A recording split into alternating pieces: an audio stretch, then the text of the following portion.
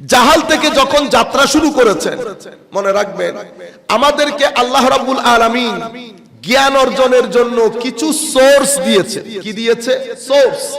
এগুলাকে বলা হয় জরিয়ায়ে এলম অর্জন করার জন্য কিছু ডিভাইস আল্লাহ আপনাকে দান করেছেন।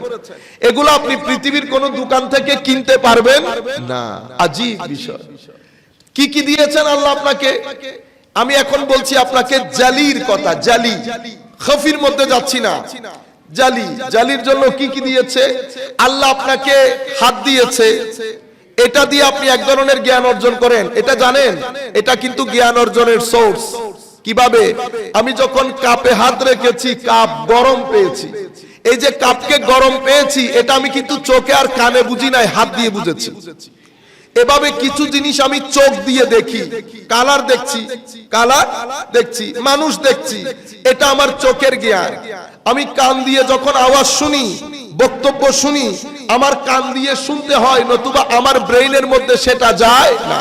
এভাবে আল্লাহ পাঁচটা ইন্দ্রিয় দিয়েছে, সেন্স অফ পারসেপশন।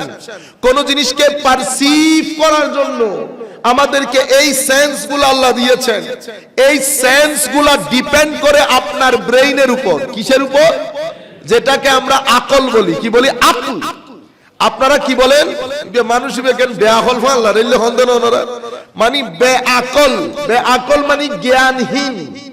তো এখন একটা আপনার পঞ্চ ইন্দ্রিয়, আপনার আকল, এখন পঞ্চ ইন্দ্রিয় যদি কাজ না করে, ধরেন এটার একটা সোর্স কাজ করছে না, তখন আকল আপনাকে কোনটা গরম কোনটা নরম সেটা বলতে পারবে না। দেখছেন, আকল হাতের উপর নির্ভর। হাত টাচ করে, টাচ করার পরে আপনারা এই জিনিসগুলা মনোযোগ দিয়ে শুনবেন, কারণ এরপরে আরেকটা জায়গায় নিয়ে যাব আমি, সেই জন্য এটা বোঝা বড় দরকার। আকল টাচ করে, টাচ করার পরে ব্রেইনকে সিগন্যাল দেয় এটা নরম না গরম। এখানে একটা খাস সিগন্যাল আছে যেটা আপনার ব্রেইনে চলে যায়। অতঃপর আপনার আকল ফতোয়া দেয়। কি দেয়? ফতোয়া। আপনাকে জানায় জিনিসটা গরম। পুরো বিষয়টা বুঝেছেন? একটা আরেকটার উপর নির্ভর। এটা কাজ না করলে এটা কাজ করে না, ওইটা কাজ না করলে এটা কাজ করে না। আমি এখন আপনাদের প্রশ্নের উপর ভিত্তি করে একটা কথা বলে ফেলি। এখানে আপনারা জানতে চেয়েছেন না কবরে কি হয়, কবর কেমন? আমার ভাই, আমি যদি এখন আপনাকে আপনার কানের সামনে বলি রামপুতান, আপনি কানে শুনেছেন, আপনার ব্রেইন কোন চিত্র অঙ্কন করতে পারছে না ভিতরে। কেন? আপনার কান সেটাকে কানেও তুলছে না। কেন? কারণ আপনার কানের শব্দটা কমন করে নাই। শব্দটা কমন করে নাই। আপনার কান কখনো শুনে নাই, জিহ্বা কখনো টেস্ট করে নাই। সেই কারণে আপনার ব্রেইন যেরকম সেরকম থেকে গেছে, কোনো নাড়াচাড়া নাই। আমরা কাউকে বলার পরে যদি নাড়াচাড়া না করে আমরা কি বলি? বেশ হতো, এত হতা হইতি লড়াচড়া আসেনি বলি না আমরা। কারণ আপনার ব্রেইন মেসেজটা নিয়েছে কান থেকে, কান ফতোয়া দিয়ে দিয়েছে আমি এই শব্দ কখনো শুনি নাই, এই শব্দ কখনো শুনি নাই। ব্রেইন আর কাজ করে না, ব্রেইন আর কাজ করে না।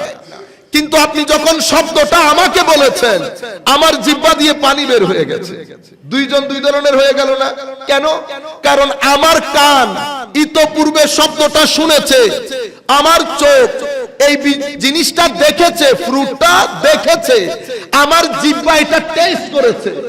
যে আপনি শব্দটা আমার কানে বলেছেন, এটা আমার কানের কমন করেছে, সাথে সাথে ব্রেইনের মধ্যে পুরা রামবুতানের ছবি এসে গেছে।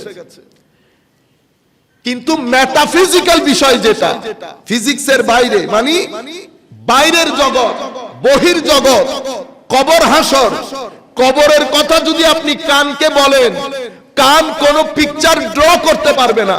কেন? কান এটা শুনে নাই, চোখ এটা দেখে নাই। কান আর চোখ এটা এই জগৎ নিয়ে চলে, ওই জগৎ নিয়ে চলে না। আমি রামবুতানের কথা বলার পরে আপনি বেহুশ হয়ে গেলেন, যেটাই পৃথিবীর মধ্যে পাওয়া যায়। আপনি কবরের কথা এখানে ধরতে পারবেন? ধরতে পারবেন না। কারণ এখানে একটা দেওয়াল দেওয়া, দেওয়ালটার নাম মৃত্যু, দেওয়ালটার নাম মৃত্যু। একটা মৃত্যুর আগের জগৎ আর একটা মৃত্যুর পরের জগৎ। এটাকে বলা হয় মেটাফিজিক্যাল ওয়ার্ল্ড।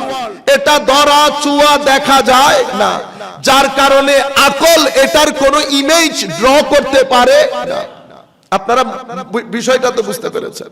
তাইলে সোর্স অফ নলেজ, আল্লাহ আমাদেরকে জ্ঞান অর্জনের জালি বাহ্যিক জ্ঞান অর্জনের সোর্স দিয়েছেন পঞ্চ ইন্দ্রিয় এবং আকল। কি দিয়েছে? আকল। আর একটা দিয়েছে উইজদান, এটাকে ইনটুইশন বলে। আপনারা বলেন না সিক্স সেন্স, কি বলেন? Six sense. এটার কথা পৃথিবীর বুকে ইমাম রাজি বলেছেন, মুসলমানদের ইমাম, ইমাম রাজি। তো কয়টা পেলেন? পঞ্চ ইন্দ্রিয় পেলেন, আকল পেলেন, সিক্স সেন্স তথা ইনটুইশন পেলেন। আরেকটা আমরা পরীক্ষা নিরীক্ষা করে জানতে পারি। কি করে? তাজাররুবাত। আমরা কোন জিনিসকে এক্সপেরিমেন্ট করতে পারি, না থেকে হ্যাঁ পর্যন্ত পৌঁছার জন্য। এই সোর্স। আর কিছু জ্ঞান আল্লাহ আমাদের ভিতরে আসার সময় দিয়ে দিয়েছে। চার্জে 2 এর থেকে বেশি, সেটা শিখার জন্য কোন স্কুল কলেজে ভর্তি হতে হয় না। আমি কি খাবো কি খাবো না, কার সাথে যেতে পারবো কার সাথে যেতে পারবো না, আমি কাকে বিয়ে করতে পারবো, বলেছি না গত 2-3 জুমা আগে, কাকে বিয়ে করতে পারবো কাকে বিয়ে করতে পারবো না। এই কিছু জিনিস আল্লাহ আমাকে ইনবিল্ট, এটা শুধু আমাদেরকে না, এটা সমস্ত সৃষ্টিকে আল্লাহ দান করেছেন। হাঁসের সাঁতার কাটা, এটা ওই সৃষ্টির মধ্যে ইনবিল্ট রিয়ালিটি বলে এটাকে, আপনার ভিতরে ফিটে। তাহলে আমি জ্ঞান অর্জনের এই সোর্স গুলো আপনাকে বললাম। আপনার মধ্যে আকল আছে, সেন্স অফ পারসেপশন আছে, এটা হচ্ছে আপনার সোর্স। মিডিয়া, যেই মাধ্যমে আপনি জ্ঞান অর্জন করেন, যেই মাধ্যমে আপনি জ্ঞান অর্জন করেন। এখন এই সোর্সের পরে আমি আপনাকে বলছি, আপনি জ্ঞান অর্জনে যখন বের হন, তো আপনার জন্য শিক্ষক লাগে, আপনার জন্য কিতাব লাগে, আপনার জন্য জ্ঞানের একটা মেথোডোলজি লাগে। আরেকটাকে বলে আল জাউ আল ইলমি, তথা একটা অ্যাটমসফিয়ার। সেই কারণে আপনি ছেলেদেরকে স্কুলে নিয়ে যান অ্যাটমসফিয়ারের জন্য, কলেজে যান অ্যাটমসফিয়ারের জন্য। শিক্ষার এই 4টা ইনগ্রেডিয়েন্ট, এটা সুন্নাতুল্লাহ, আল্লাহর সুন্নত। কাউকে কিছু শিখাইতে হলে এভাবে শিখানো হয়। এটা থেকে এক সত্তা শুধু বাহিরে, এই টোটাল প্রসেস থেকে একজন সত্তা শুধু বাহিরে। উনি কে? ইমামুল মুরসালিন হুজুরে করিম সাল্লাল্লাহু আলাইহি ওয়াসাল্লাম।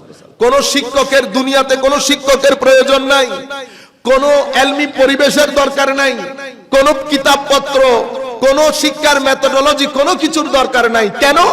কারণ নবী শিক্ষক হিসেবে প্রেরিত হন। তো নবীকে যিনি শিক্ষা দেন উনি আল্লাহ, উনি আল্লাহ। তো নবী ওহির জ্ঞানে জ্ঞানী হওয়ার কারণে নবুয়তের জ্ঞানের কোনো সীমা পরিসীমা নাই। আপনি শিখতে আসবেন, নবীকে কোনো কিছু শিখানোর প্রয়োজন নাই। এই টোটাল প্রসেস থেকে নবীরা বাইরে, বাকি আমরা যারা আছি। মুসা আলাইহিস সালামও যখন বললেন আল্লাহ উনি কে, খিদির। আল্লাহ মুসা আলাইহিস সালামের কাছে, মুসা আলাইহিস সালামকে খিদির আলাইহিস সালামের কাছে পাঠান নাই, তাইলে যেতে হয়েছে শিক্ষকের কাছে, যেতে হয়েছে। কষ্ট হয় নাই? কষ্ট হয়েছে। এর পরবর্তীতে উনি যেটা শিখিয়েছেন বা শিখাবেন, ওনার সঙ্গে থাকতে হয়েছে। আপনি কোনো কিছু পড়তে হলে, জানতে হলে, এটা প্রসেস। এখন আপনি যদি গুগল করে করে বলেন যে আমি জেনে গেছি, আপনি সুন্নতে ইলাহির সাথে আছেন না বাইরে গেছেন? বাইরে গেছেন। বুঝতে পেরেছেন? আচ্ছা, আমরা ওই যে কথাটা বলেছি, এখন আপনি পুরো সিস্টেম, মেথোডোলজি, শিক্ষক, কিতাব, পরিবেশ, আপনার সোর্স সবকিছু ঠিক আছে। আপনি জ্ঞানের সফরে বের হলেন, না জানা থেকে জানার সফরে বের হলেন। এই স্টেশনের মধ্যে একেবারে যেখান থেকে আপনি গাড়িতে উঠেছেন, সেটার নাম হচ্ছে, সেই স্টেশনের নাম জাহাল, নিরেট মূর্খতা, অন্ধকার। একেবারে 1টার সময় রাতে, ডান বাম দেখার কোনো সুযোগ নাই। যাত্রা শুরু করেছেন, প্রথম যে স্টেশনে এসেছেন সেটার নাম দেওয়া হয়েছে আল ওয়াহাম। কি নাম দেওয়া হয়েছে? আল ওয়াহাম। ওয়াহাম মানে ডেলুশন, ইলুশন, ব্যাড ইমপ্রেশন। আপনি যেটাকে সত্য মনে করছেন সেটা সম্পর্কে আপনি পরিপূর্ণরূপে কনফিউজড। কিন্তু ওয়াহামের মধ্যেও আলো থাকে 20%। 20% আপনি জানতে পেরেছেন, 80% অন্ধকার থাকে। এর পরবর্তীতে যেহেতু আপনি শিক্ষার ধারাবাহিকতা কন্টিনিউ করছেন, দ্বিতীয় পর্যায়ে যে স্টেশনে পৌঁছেছেন সেই স্টেশনের নাম হচ্ছে শাক। কি নাম? শাক। শাক মানে সন্দেহ, ডাউট, স্কেপটিসিজম। আপনি কোন বিষয় নিয়ে সন্দেহ করছেন এবং এটার সত্য উদ্ঘাটনের চেষ্টা করছেন। এখানে আলো থাকে 50%, অন্ধকার থাকে 50%, কিন্তু এখনো পর্যন্ত আপনি কনফিউজড। আপনি কোন দিকে যাবেন বুঝতে পারছেন না। এটা বড় খতরনাক, এটা বড়, আপনারা জিনিসটা হয়তো বুঝতে পারবেন না। যে ড্রাইভার 50-50 থাকে, মোস্টলি গাড়ি অ্যাক্সিডেন্ট হয়, মোস্টলি গাড়ি, অথবা কাউকে না কারো গায়ে লাগিয়ে দেবে। কোন রাস্তায় যাবে, কোন রাস্তায়, কনফিউশন এত খারাপ জিনিস। কিন্তু সেই জানে দুই রাস্তা থেকে যে কোনো একটা রাস্তা শুদ্ধ, কিন্তু এটা বুঝতে পারে না যে সেই রাস্তায় যাবে কেমনে, কোনটা শুদ্ধ। ড্রাইভার এই জায়গার মধ্যে এসে কুমিল্লা কোরআনে পায়, দিনাজপুরও কোরআনের মধ্যে পায়।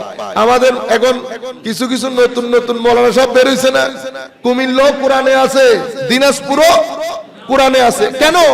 কারণ মানুষ তো সাধারণ মানুষ, আমরা তো বুঝতে পারছি না। আমি না কাপড়ে চুপড়ে উনাকে এলবের স্টেশনে মনে করছি, কিন্তু উনি কি ওয়াহামের স্টেশনে না সন্দেহের স্টেশনে আছে আমি তো জানি না। আমি বুঝবো কেমনে? আমি যখন মাদ্রাসার ক্লাসের মধ্যে ঢুকাই দেব, এখন তো আমরা সবাই ভাইরাল বক্তা না, বহুত বড় বড় আলেম, ঠিক না? ক্লাস 5 এর মধ্যে ঢুকাই দিলে 10 এ বের করা যাবে না। ক্লাস 5 এর মধ্যে ঢুকাই দিলে 2-4 জনে মিলে 10 এ বের করতে পারবে না। সেগুলা হয়ে গেছে এখন আমরা ভাইরাল বক্তা, বুঝছেন না? 30,000 টাকার নিচে কত বলি না। আমরা ডাক্তার দিয়ে চিকিৎসা করাইছি কিছুদিন আগে, হাই খোদা, সকাল থেকে 2টা পর্যন্ত এক এক ডাক্তার 30, 40, 60, 70 জন রোগী দেখছে। সবাই মিলে আমার মনে হয় 17,000 টাকা দিছি 4 জন বিশেষজ্ঞ ডাক্তারকে।